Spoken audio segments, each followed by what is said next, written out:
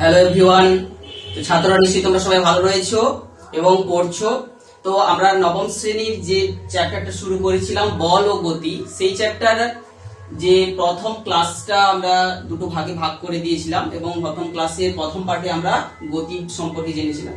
দ্বিতীয় ক্লাসে আমরা গতিশীল বস্তুগুলোর যে প্রকারের গতি দেখা যাবে না কেন সবগুলো গতিগুলোকে আমরা কতগুলো প্রাথমিক ভাগ প্রধান ভাগে আমরা ভাগ করে ফেলতে পারি বিজ্ঞানের আলোচনার সুবিধার্থে। অর্থাৎ আমরা চলমান বস্তু হিসাবে দেখি ক্ষুদ্র ক্ষুদ্র প্রাণী থেকে শুরু করে বড় বড় বস্তু, যদি পিঁপড়ের গতি থেকে শুরু করি, কোনো মাছির গতি, কোনো যানবাহনের গতি, এরোপ্লেনের গতি, ট্রেনের গতি, কোনো আকাশ থেকে পড়া অর্থাৎ কোনো গাছ থেকে পড়া কোনো ফলের গতি, এই সমস্ত যা কিছু আমরা গতিশীল বস্তু দেখি না কেন সেই সমস্ত বস্তু, বা আমরা ধরো কোনো লাটিমের গতি আমরা পর্যবেক্ষণ করছি, কোনো একটা খেলনার গতি পর্যবেক্ষণ করছি, তো এই সমস্ত গতিশীল বস্তুর গতিগুলোকে আমরা বিজ্ঞানে কয়েকটা প্রধান প্রধান ভাগে ভাগ করে ফেলতে পারি। সেই ভাগগুলো কি কি? সেই ভাগগুলো হলো, ধরো একটা হচ্ছে চলন বা সরল রৈখিক গতি। তো আমরা এক একটা আলোচনাতে আসছি। তো আজকের এই ছোট্ট ক্লাসে সমস্ত গতিগুলো সম্পর্কে একটু আমরা ডিটেলসে জেনে নেব বিষয়টা কি ধরনের। তো চলন বা রৈখিক গতিটা একটা কি জিনিস? যদি কোনো একটা গতিশীল বস্তু কোন একটা স্থান থেকে অন্য স্থানে তার গতির দরুন স্থান পরিবর্তন করেছে, যদি দেখি তার বস্তুর মধ্যবর্তী যে প্রত্যেকটা কণা সেই সময়ের মধ্যে প্রত্যেকে সমান সমান দূরত্ব অতিক্রম করেছে এবং পরস্পর তারা সমান্তরালও রয়েছে, তো সমান দূরত্ব এবং তারা পরস্পর সমান্তরাল রয়েছে, তো সেই ক্ষেত্রে এই বস্তুর গতিটাকে আমরা বলতে পারি যে এটা একটা সরল রৈখিক গতি।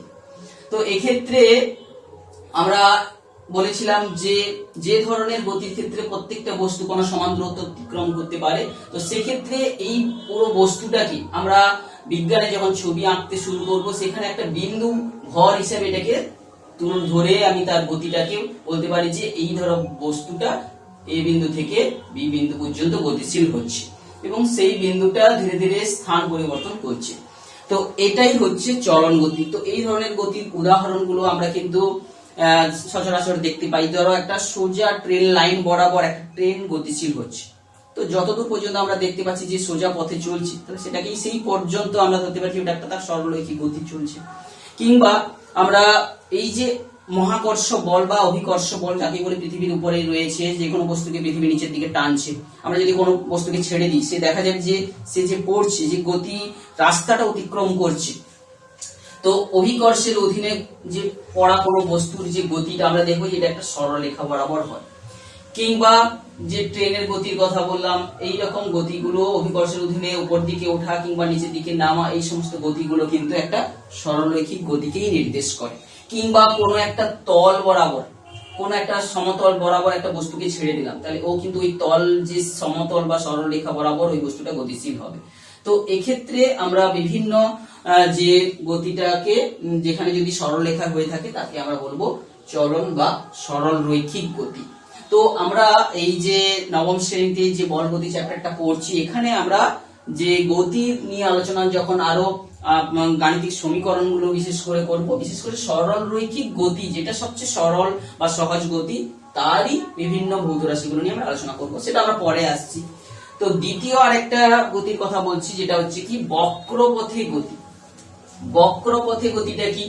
যদি কোনো একটা বস্তু আঁকাবাঁকা রাস্তা বরাবর চলাচল করছে, তাহলে সেই বস্তুটাকে আমি যদি এমন ভাবে ধরি তার বস্তু মধ্যস্থ যে বিভিন্ন কণাগুলো পরস্পর কিন্তু সমান্তরাল ভাবে রাস্তা অতিক্রম করেছে, কিন্তু এদের মধ্যবর্তী দূরত্ব হয়তো সমান হবে না, কিন্তু যদি এই রাস্তা ধরে বস্তুটা এসেছে তার মধ্যবর্তী পথগুলো যেভাবে এসেছে, কিন্তু সেই বস্তুটার মধ্যে যে কণাগুলো কিন্তু তারা সমান্তরাল ভাবে পথটাকে অতিক্রম করে করে গেছে।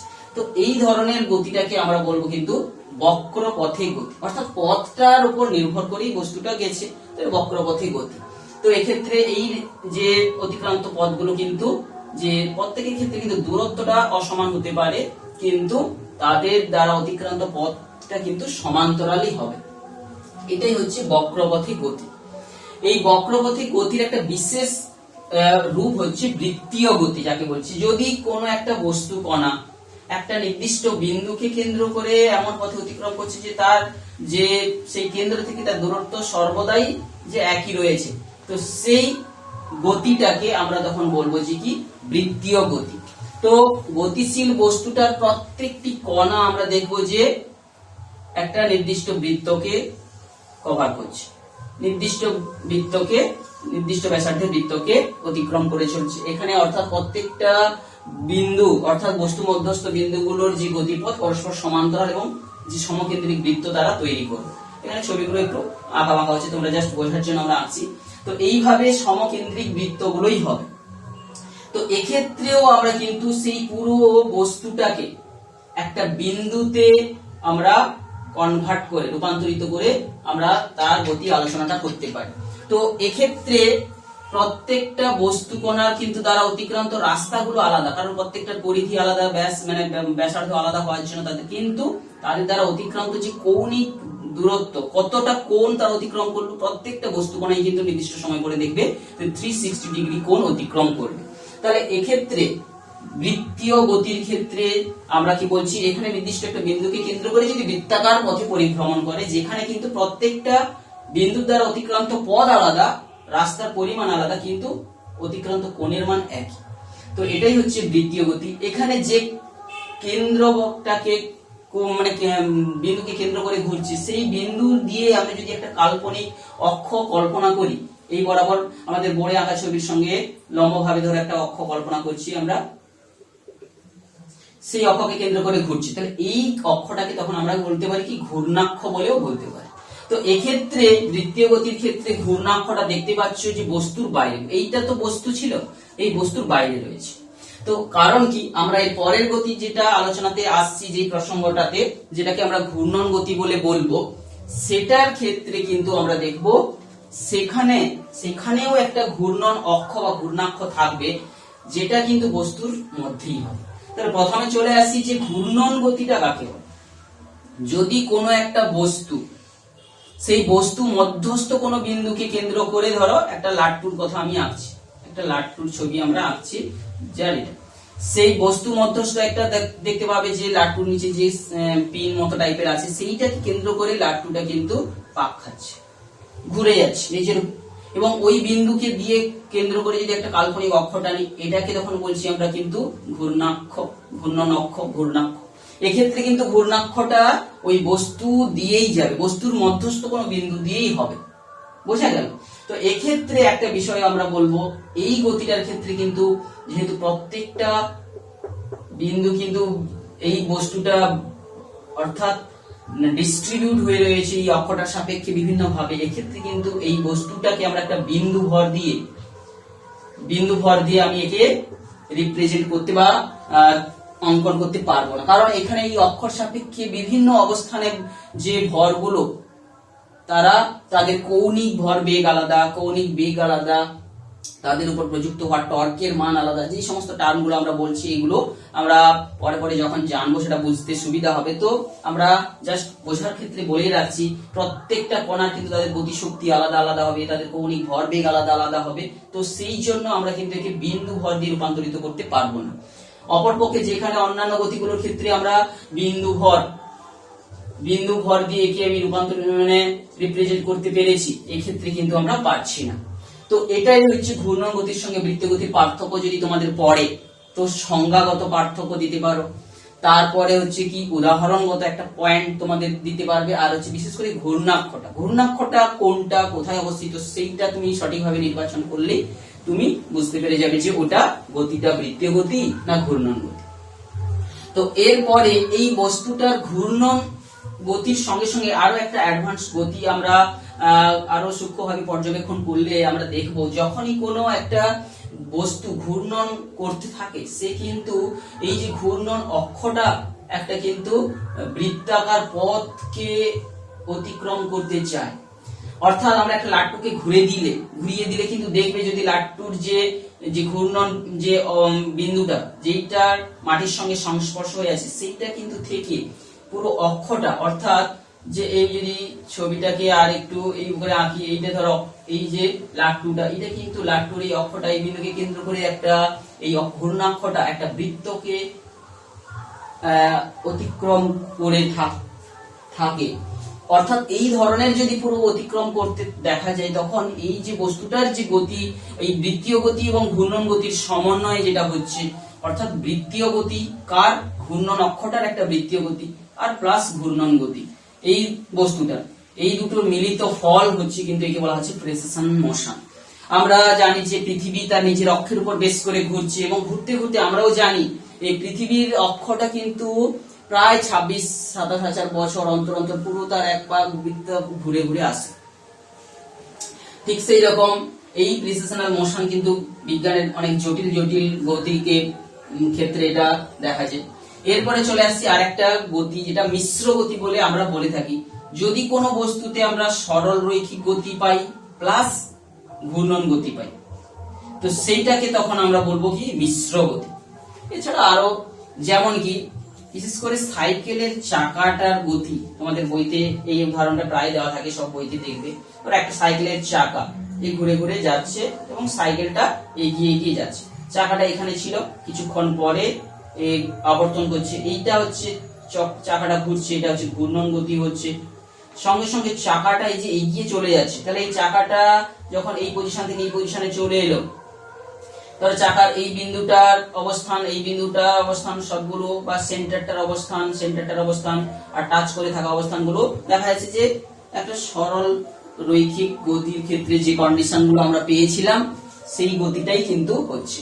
তাহলে চাকাটার ক্ষেত্রে আমরা ঘূর্ণন গতিও পাচ্ছি, আর যে চাকাটাকে দেখতে পাচ্ছি যে তার অবস্থান, দুটো অবস্থানে যদি দেখি বিন্দুগুলো একটা পূর্ণ আবর্তন পরে তারা যে অবস্থানে আছে তারা প্রত্যেকটা যেন সোজা পথে অতিক্রম করেছে, তাহলে এখানে তাদের সরল গতিও হচ্ছে আর ঘূর্ণন গতিও হচ্ছে, সরল রৈখিক গতি হচ্ছে। তো এই ক্ষেত্রে একটা মজার বিষয় তোমরা দেখবে যে গতিশীল বস্তুটা ঘুরছে, এইখানের বিন্দুটার গতি যে চলন গতির অভিমুখ আর ঘূর্ণন গতির অভিমুখ। তো এই যে বৃত্তীয় গতিটা পড়ছিলাম, যেটাকে আরেকটু আমরা অঙ্কনটা করলে ভালো হয়, যেটা একটা বৃত্তাকার পথে ঘুরছে। বৃত্তাকার পথে ঘোরা মানেই কিন্তু বস্তুটার গতির অভিমুখ অনবরত কিন্তু দিক পরিবর্তন করছে। তো এটা যদি তোমাদের বুঝতে সুবিধা হয়, যদি তোমরা ধরো একটা বৃত্তকে আমি আরো টুকরো টুকরো ভাগে ভেঙে এইভাবে ভেবে, অর্থাৎ বৃত্তটাকে আমি বিভিন্ন ছোট ছোট স্কেলে ভাগ করে দিয়েছি, অর্থাৎ এই ছোট ছোট স্কেল যেটা সরল রেখা বাড়াবো, তাহলে গতির অভিমুখগুলো দেখতেই পাচ্ছ না, এইরকম ভাবে চেঞ্জ করছে। অর্থাৎ এটাকে আরো ব্রডলি যদি আরো চেঞ্জ করতে দিই, তাহলে দেখা যায় যে প্রত্যেক বিন্দুতেই কিন্তু তার অভিমুখ চেঞ্জ হচ্ছে। তো এক্ষেত্রে এই যে আমরা মিশ্র গতির ক্ষেত্রে একটা সাইকেলের চাকার গতি আলোচনা করছি, তো এখানে আমরা দেখছি এই যে চাকার অগ্রভাগ মানে যেটা উপরের দিকে রয়েছে, এখানে ঘূর্ণন গতি, ঘূর্ণনের অভিমুখ অর্থাৎ বৃত্তীয় গতির যে অভিমুখটা আর হচ্ছে চলন গতির অভিমুখ দুটো একই দিকে হচ্ছে। তো এই বিন্দুটার গতি কিন্তু যা হবে দ্বিগুণ হবে, অর্থাৎ এইখানে বিন্দুটার গতি 2v, অর্থাৎ চাকাটা যদি যে গতিতে সরে চলে আসছে এই পজিশন থেকে এই পজিশনে আসতে, যদি যে সময় যে গতিতে এসেছে এই বিন্দুটার গতি কিন্তু তার দ্বিগুণ।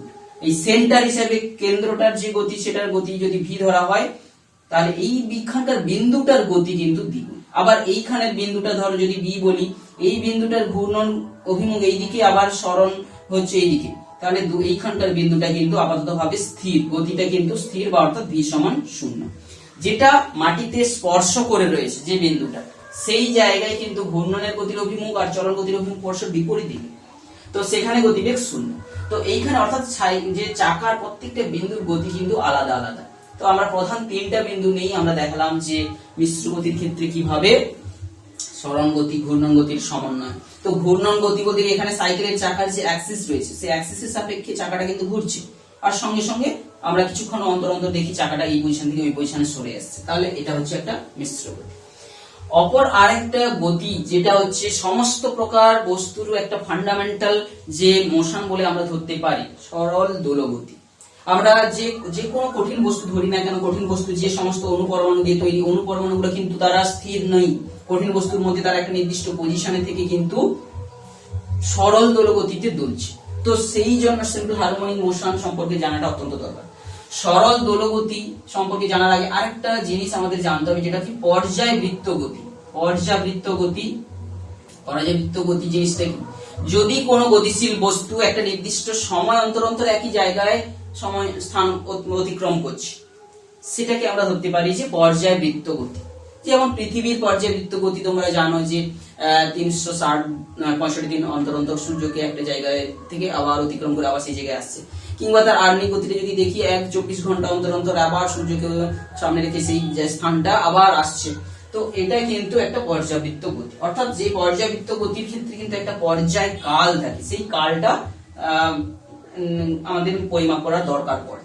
তো সরল দোলগতির ক্ষেত্রেও কিন্তু এই পর্যাবৃত্ত গতিটা যদি একটা সরল পথে হয় এবং টু অ্যান্ড ফ্রো মোশন আমরা দেখি, সেইটা কি বলা, অর্থাৎ এদিক ওদিক চলন, কোন একটা সরল রেখায় বরাবর যদি এদিক ওদিক কোনো বস্তু চলন হয়, সেটাকে আমরা বলছি সরল দোলগতি, অর্থাৎ একটা সরল পর্যাবৃত্ত দোলগতি।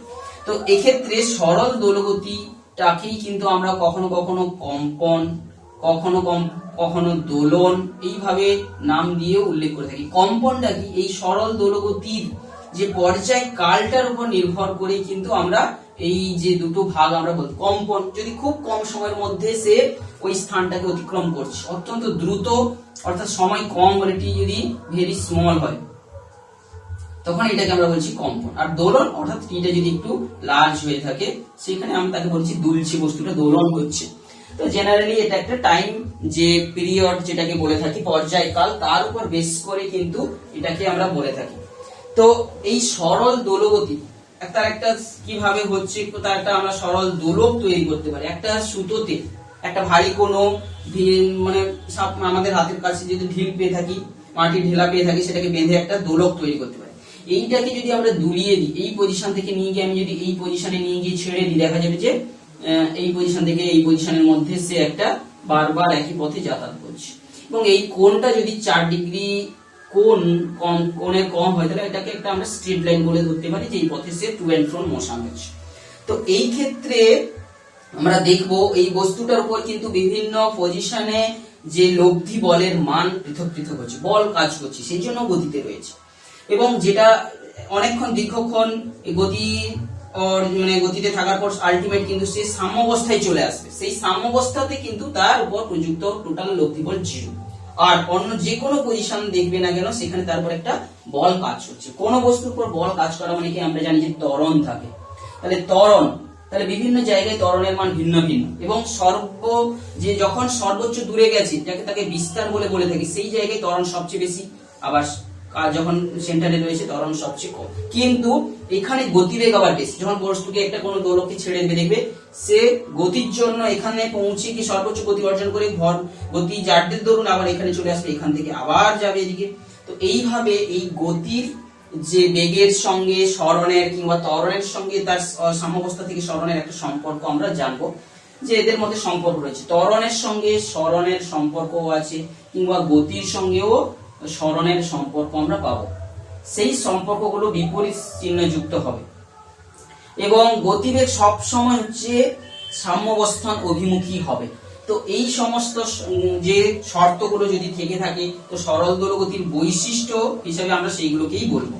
সরল দোলগতির বৈশিষ্ট্যগুলো কি? যেখানে ত্বরণ এবং সরণ পরস্পর বিপরীতমুখী হবে। আর কি হবে? গতি এবং সরণ, গতি তার মধ্যে ব্যস্ত সম্পর্ক থাকবে। যত দূরে যাবে গতিবেগ কমতে থাকবে, যত সরণ কম হবে, অর্থাৎ সাম্যাবস্থান থেকে সরণ কম হবে, তার গতিবেগ কিন্তু বাড়তে থাকবে। এইভাবে কয়েকটা বৈশিষ্ট্য। তো এখন সরল দোলক আমরা তৈরি করে আমরা সাধারণত তার দোলন কাল আমরা নির্ণয় করে, সেখান থেকে আমরা একটা যে সমীকরণ পেয়ে থাকি 2π√L/g। জি বলতে কি? ওই জায়গার যে অভিকর্ষজ ত্বরণ আমরা নির্ণয় করে থাকি। আর এই এলটা কি? ওর কার্যকর দৈর্ঘ্য, দোলকের যে দৈর্ঘ্য, একেবারে যে যে পজিশন থেকে ঝুলছে, সেই আলম্ব থেকে এখানকার সেন্টার পর্যন্ত টোটাল দূরত্বটাকেই আমরা বলবো। তো একটা যদি দোলক তৈরি করি, এর দড়িটাও থাকে, তার একটা মাঝে বস্তু ঝুলালে তারও একটা থাকে। তো এই দূরত্ব আর এই দূরত্বের দুটোর যোগফল কিন্তু হচ্ছে এল। তো এটাকে এল ড্যাশ বলি, এবং যে সুতোটার যদি দৈর্ঘ্য এল হয় আর এর যে ব্যাসার্ধ যদি আর হয়, আর এল প্লাস আর বি কিন্তু এই কার্যকর দৈর্ঘ্যটাকে আমরা পরিমাপ করে থাকি। তো এই সূত্র প্রয়োগ করেও কিন্তু আমরা দোলন কালটা নির্ণয় করে থাকি। তো এই সরল দোলগতি কিন্তু একটা ফান্ডামেন্টাল ফোর্স। যে কোনো গতিগুলোকে আমরা কিন্তু অনেকগুলো সরল দোলগতির সমন্বয় দিয়ে ব্যাখ্যা করতে পারি। তো সেই জন্য সরল দোলগতি সিম্পল হারমোনিক মোশন সবচেয়ে গুরুত্বপূর্ণ। তোমরা উঁচু ক্লাসে প্রত্যেকটা যে গতিবেগ নিয়ে আমরা যে সংক্ষিপ্ত আলোচনাগুলো করলাম, এটা বিজ্ঞানের প্রত্যেকটা কিন্তু একটা শাখায় তোমরা এক একটা চ্যাপ্টার, বড় বড় বৃহৎ চ্যাপ্টারে তোমরা কিন্তু উঁচু ক্লাসে পড়বে, জানবে, তার ম্যাথমেটিক্যাল দিকগুলো জানবে। তো আজকের এই ছোট্ট ক্লাসে তোমরা নবম শ্রেণীতে বিভিন্ন প্রকার গতি সম্পর্কে একটা ছোট্ট আলোচনা আমরা করলাম, তোমরা জানলে এবং তোমরা ভালো করে বইটা পড়ে তা থেকে তোমরা নিজেরা নিজেদের মনের মতো করে মনে প্রশ্ন করে করে তোমরা কিন্তু বিজ্ঞানটাকে বোঝার চেষ্টা করবে।